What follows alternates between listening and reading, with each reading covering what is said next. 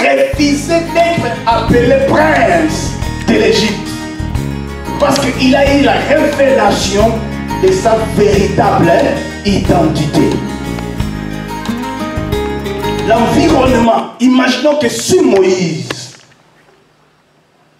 n'avait pas eu cette révélation de là où il était, et il s'est contenté de ces luxes-là de l'Égypte, il n'allait pas recevoir l'appel de Dieu et devenir un grand libérateur de l'histoire.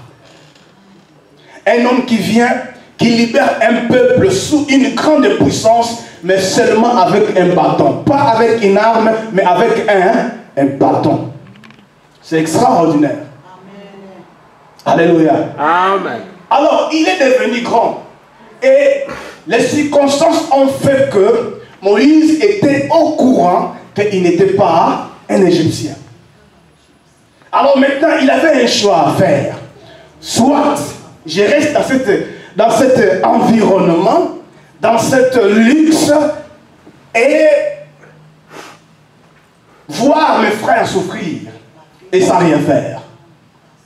Alors, il a fait un choix. Quel est le choix qu'il va faire? Il va, d'abord, refuser d'être appelé prince de l'Égypte. Il préférait être maltraité. Il préférait être appelé esclave pendant un certain temps. Vous comprenez? Il a préféré d'être appelé esclave pendant un certain temps. Mais pas pour toujours, mais pendant un certain temps. Pourquoi?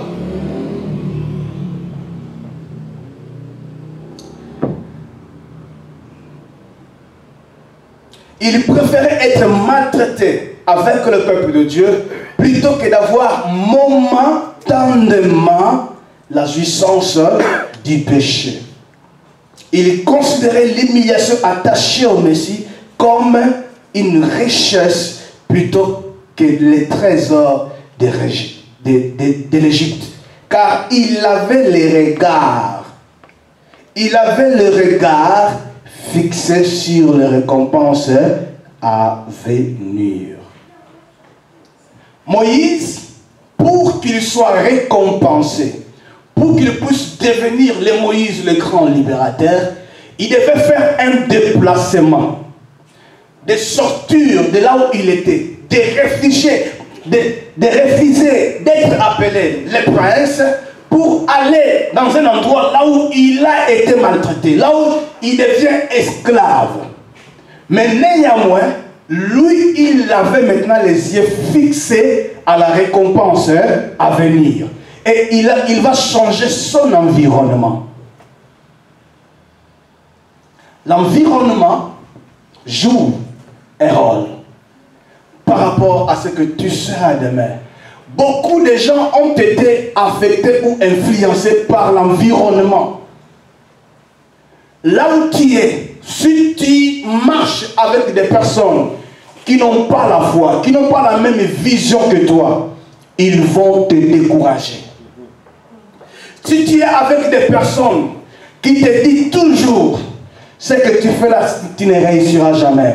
Moi, j'avais essayé, je n'avais pas échoué. Non, ne le fais pas. Donc, tu es toujours avec des personnes qui ne t'encouragent pas, qui ne te poussent pas d'aller de l'avant, qui ne te poussent pas pour aller exceller. Et dans cet environnement-là, tu seras incapable de relever les yeux vers celui qui récompense, vers les récompenses à venir. Amen. Tu ne pourras jamais pas voir plus loin. Tes yeux seront fixés là où toi tu es. Tu vas te contenter de ces miettes. Malgré tout, cela était une richesse, un luxe, mais c'était pas pour toujours. C'était juste pour un temps. La réjouissance d'un temps. Là où on se plaît du péché, là où on se plaît de critiquer, là où on se plaît d'injurer, là où on se plaît de faire du mal, il y aura un temps que le jugement va s'abattre.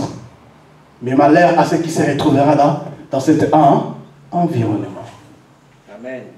L'environnement peut t'égarer. Dis-moi avec qui tu fréquentes et je te dirai qu'est-ce que tu seras demain. Alléluia. Amen. Ce que tu seras demain dépend de ce que tu entends. Vous savez, la Bible dit que la foi vient de ce qu'on entend. Plus tu entends les négatives, cela va affecter ta foi. Tu vas réfléchir comme eux. Tu commenceras à parler comme eux. Tu commenceras à agir comme eux. Parce que c'est dans cet environnement que tu te retrouves. Voilà la raison pour laquelle Moïse, il était dans cet environnement-là. Il a grandi. Il avait l'intelligence de l'Égypte. Mais quand il a eu la révélation, il est sorti. Dieu ne pouvait pas faire d'Abraham s'il n'avait pas sorti d'Iri pour aller en Chaldée. C'est dans cet environnement là où Dieu devait l'amener. C'est là où Dieu devait les rendre le père d'une grande multitude.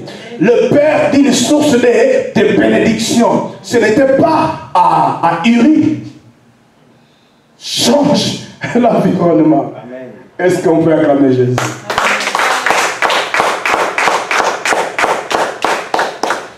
Le futur d'Abraham était lié à ça.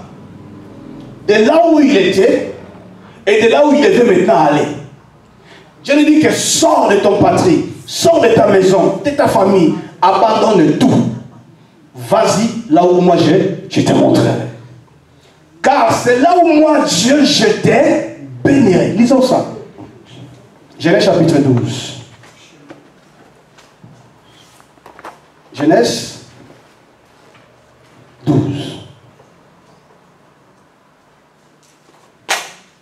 À partir du premier verset. L'Éternel dit à Abraham,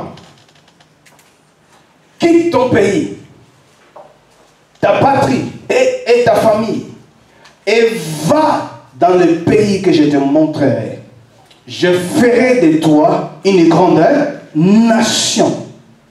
Je te bénirai. Je rendrai ton nom grand. Et tu seras une source de bénédiction. Je bénirai ceux qui te béniront et je maudirai ceux qui te maudiront. Et toutes les familles de la terre seront bénies en toi. Abraham prit conformément à la parole de l'Éternel et l'autre partit avec lui. Abraham était âgé de 75 ans lorsqu'il quitta Charan. Abraham, Dieu l'appelle. Il dit sors. Parce que là où toi tu es, parce que le nom d'Abraham voulait signifier le père élevé.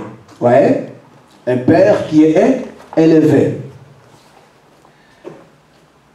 Et pendant ce temps qu'il était avec Sarah, il n'a jamais eu une vision, ni une révélation. Et de là maintenant, il voit, le Seigneur lui appelle. Il dit, sors, parce que je bénirai ton nom. Tu seras une source de bénédiction. Je bénirai ceux qui te béniront, je maudirai ceux qui te maudiront. Ton nom sera grand. Il donne des promesses. Maintenant, Abraham devait faire un choix. Vous savez, pour sortir d'un milieu à un autre, il y a un problème de choix que tu dois faire. Dieu ne le fera pas à ta place. C'est un choix que tu dois faire. Toi. Dans la vie, il faut apprendre et il faut savoir faire des choix. Cela veut dire prendre la décision. Il y a des gens qui n'arrivent pas à aller plus loin parce qu'ils sont incapables de prendre une décision. Tu vois que là où tu es, tu ne pourras jamais aller plus loin, mais tu es toujours là. Tu tournes toujours en rond. Mais lorsque tu vas prendre la décision de sortir, tu verras que toute ta vie change. La décision. Abraham, il a décidé de sortir. Et quand il est sorti, Dieu a marché avec lui. Dieu l'a conduit. Dieu l'a dirigé. Et par rapport à toutes ces choses que Dieu a prévu, a préparé pour lui, Et il était devenu le père d'une grande multitude. Par sa foi, parce qu'il a sorti, parce qu'il a obéi à Dieu. Il a changé son territoire, il a changé son environnement, il a changé là où il était son confort. Il sort dans un lieu inconnu, dans un endroit inconnu, tu ne sais pas qu'est-ce que ça portera. Vous savez, il y a des choses qu'on décide, tu ne sais pas qu'est-ce que ça sera demain. Je prends une décision aujourd'hui radicale, mais qu'est-ce que cela va m'apporter demain? Fais seulement un choix. Le reste, laisse ça entre les mains de Dieu. Parce que c'est lui qui connaît mieux le futur que toi. Lui, il connaît mieux le futur que toi. Ne te pose pas de questions. Si tu es convaincu que non, si j'abandonne ça, Dieu m'amènera plus loin. Abandonne aujourd'hui. Pas demain, aujourd'hui. Change les camps aujourd'hui. Pas demain, mais aujourd'hui. Plus tu tardes encore, tu es en train de tarder ce que tu vas devenir.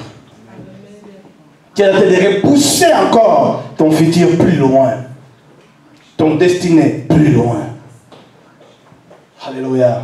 Amen. Alléluia. Amen. Abraham est sorti.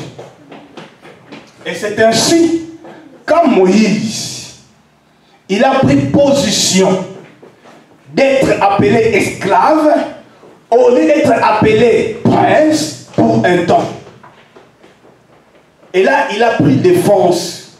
Il a vu un Égyptien qui maltraitait un Hébreu, et il a pris défense d'un Hébreu. Et il a tué même cet Égyptien. Et il enterra. Et le lendemain, il a vu les Hébreux entrent et se disputaient. Il dit, mais pourquoi vous disputez? Vous êtes des frères. Il dit, mais toi là, qui t'a choisi juge entre nous? Tu es devenu qui? Toi, tu es là au palais. Qu'est-ce que tu fais ici? Alors, Moïse pouvait dire, ah, mais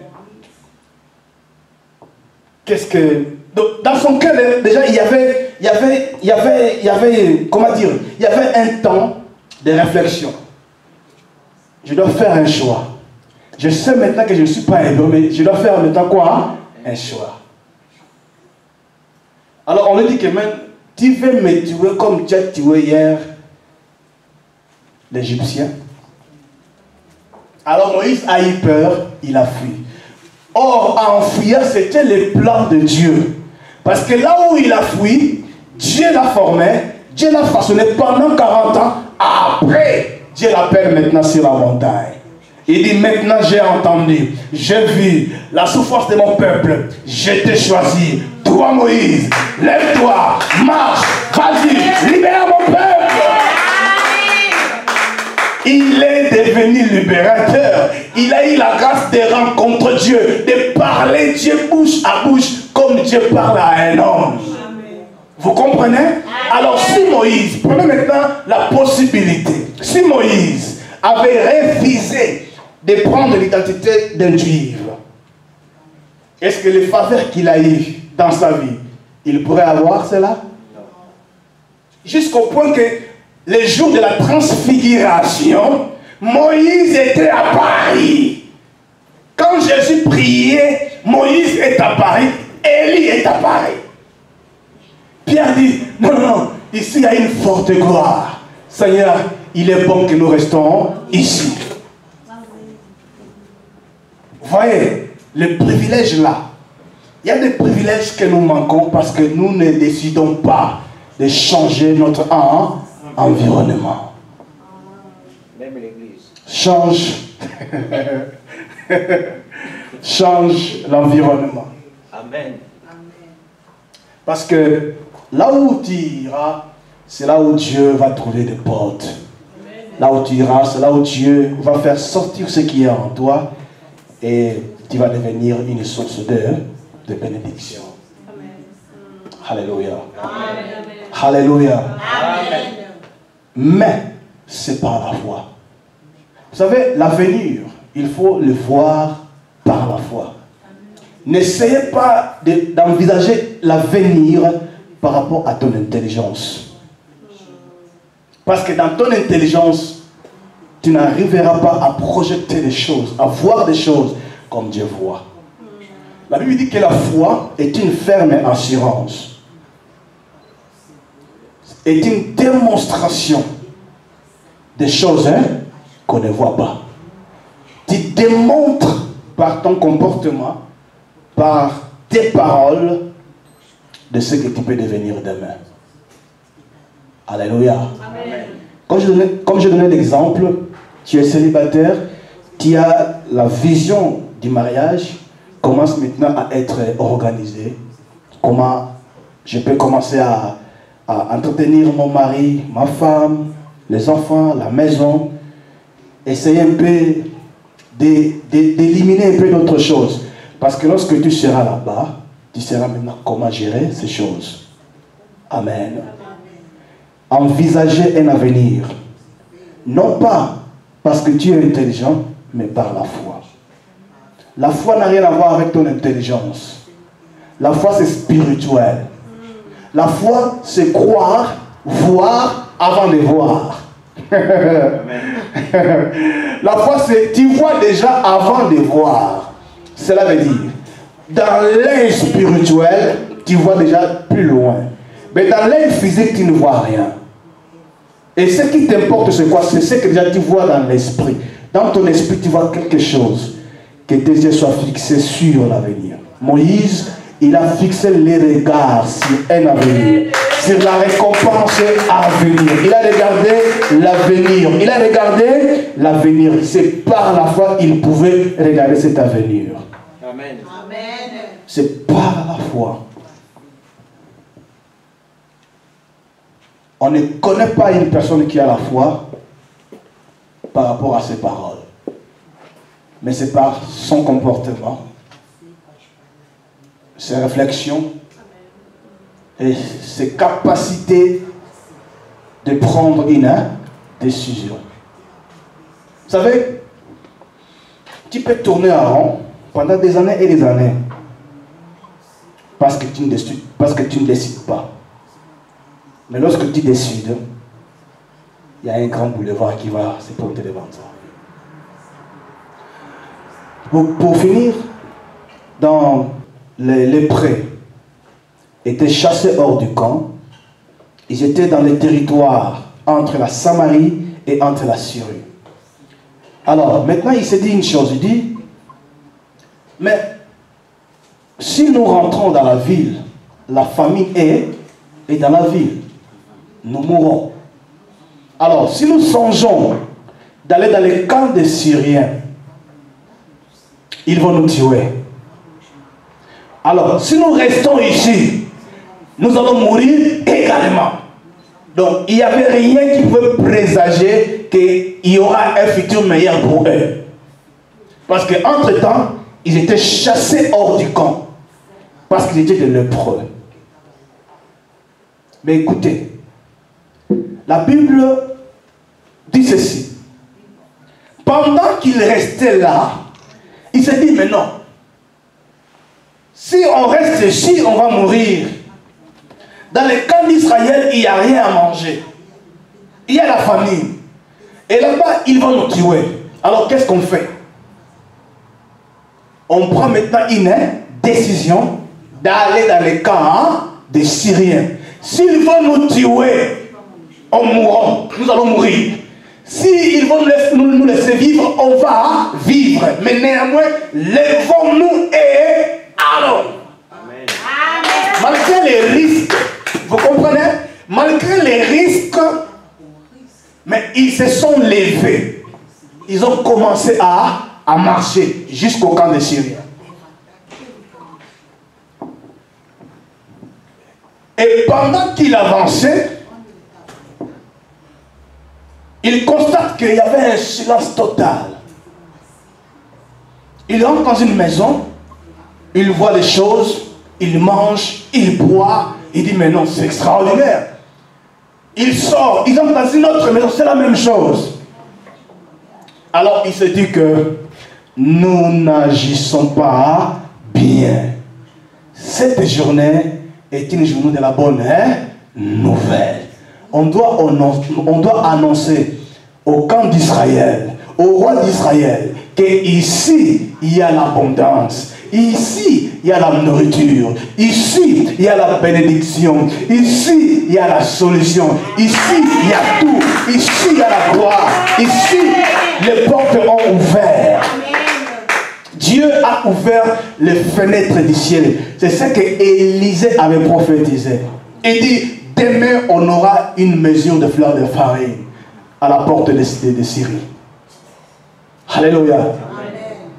Alors maintenant, prenons maintenant et retournons maintenant dans cette histoire, dans leur comportement.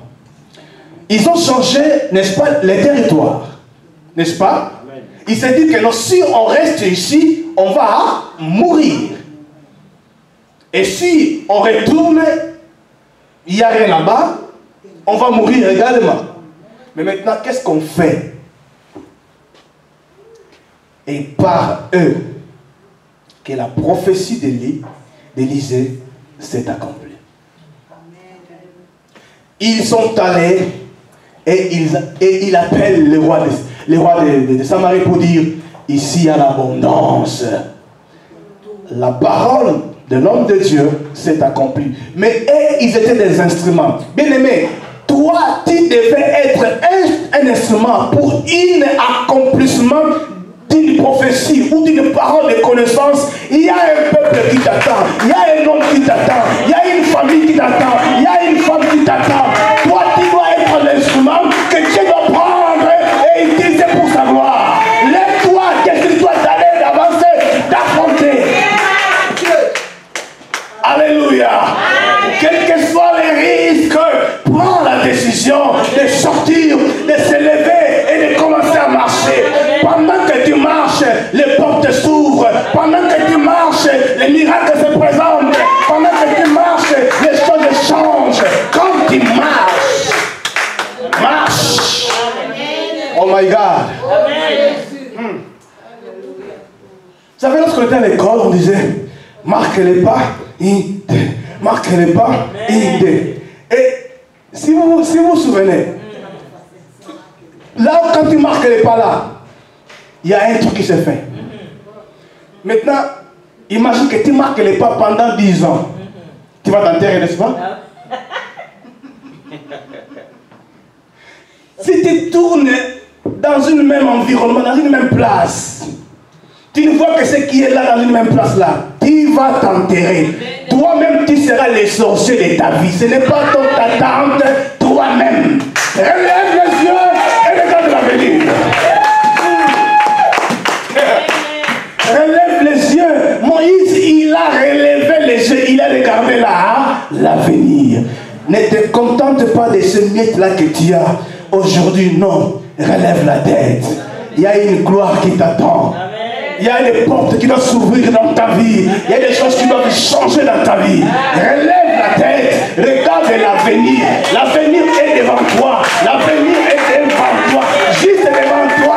Juste devant toi. Alléluia. Je le déclare au nom de Jésus. Je le déclare au nom de Jésus.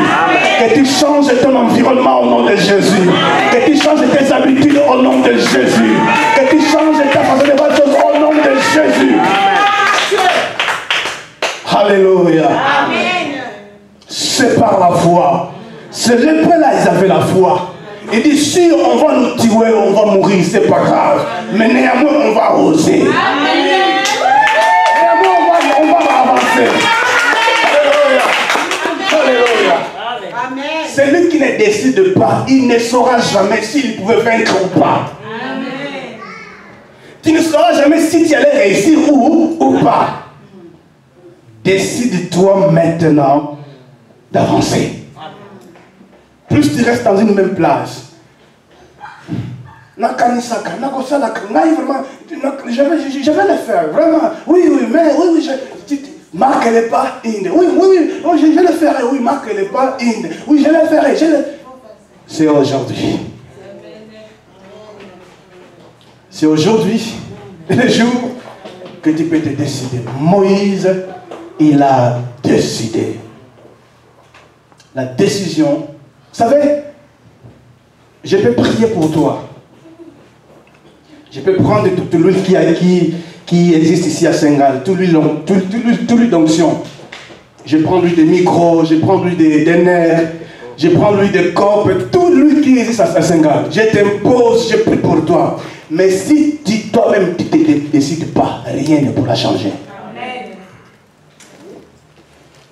Alléluia. Amen. La décision de changement doit venir en toi. La femme qui avait la perte de sang, elle a décidé depuis sa maison. Si je sors, je ne resterai pas ici, malgré le sang coule. Non, c'est une honte, mais c'est bon, c'est pas grave. Mais c'est que je sais, si je sors ici et j'aille seulement, si je touche, n'effleure seulement les pans de sa robe, pas sa main, mais seulement les pans de sa robe, moi là, je serai guéri. Elle a pris la décision de sortir et le sang coulait, le sang, tout le monde l'a rayé.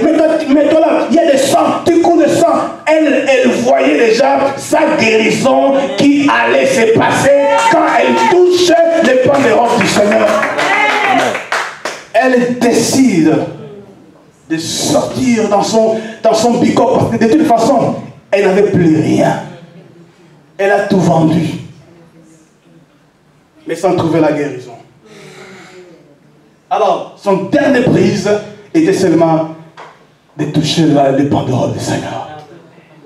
Si tu arrives au bout du rouleau, tu as une dernière solution. C'est le Seigneur. Amen. Est-ce qu'on peut l'acclamer? Est-ce qu'on peut l'acclamer?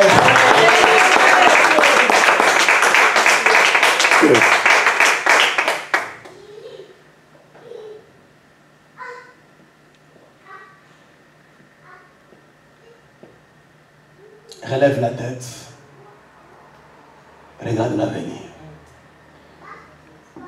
Ne sois pas comme des poules qui ne contentent que ceux qu'ils ont tout autour d'eux. Mais relève la tête, vois comme un aigle. Je sais que tu as un avenir. Ne te minimise pas. Ne te mets pas à côté. Quand tu es dans un endroit où les gens parlent de bonnes choses, moi je serais ça. Toi tu dis que non, voilà, bangonde ngaite omilongole, non, komilongolate. Yope kota na kawana, banape korobaki ngaipe, na la PDG, ngaipe, une grande femme d'affaires, ngaipe, komilongolate. Amen. Alléluia. Amen. Komilongolate.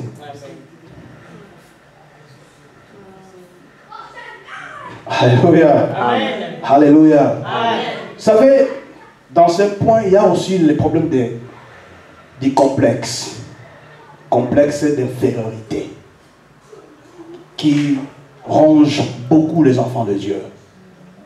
Il y a cette complexe-là. Quand tu arrives dans un endroit là où les gens ont des projets, même dans des milliers de pasteurs, tu vois, ah, mais moi j'ai une grande église, l'autre il a une petite église. Alors celui qui a une petite église, il dit, ah, il y a dans l'église à 10 000 membres, il y a dans l'église à 100 000 membres, il y a dans l'église à 50 membres.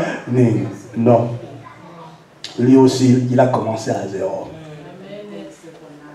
Pour finir, vous savez, la foi c'est comme quelque chose que tu fais. Tu es dans un endroit et il faut maintenant remplir ces bidons, n'est-ce pas? Mais tu as seulement la possibilité de les remplir avec des gouttes. Et si tu dis que non, mais n'a pas goutte mon corps, mon colonie. Mais laissez ces bidons là et les gouttes vont commencer à descendre. Tu peux aller. Une semaine après, tu trouveras que le bidon est. C'est ça la foi. Les petites choses, vous voyez, les petites choses. Les riches pouvaient dire, Père Abraham, si vraiment Lazare pouvait prendre juste un peu son doigt, mettre dans l'eau, et ces gouttes-là, ça peut me faire du bien. Mais malheureusement, même ces gouttes-là, il était privé de cela. Les petites choses amènent de grandes choses. Une petite vision peut devenir une grande vision. Une source peut devenir une fleuve. Amen. Ah là là. Amen.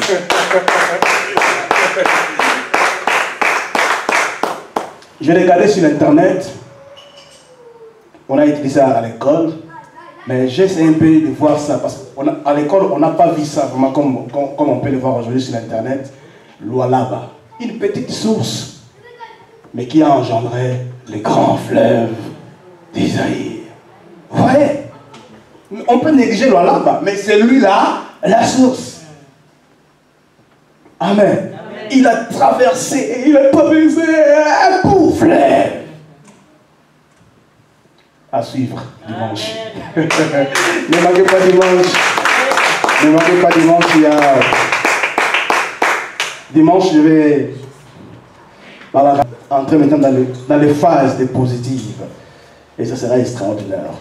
Dis à ton frère, ne manquez pas dimanche. À ta soeur, ne manquez pas dimanche. Et invite quelqu'un.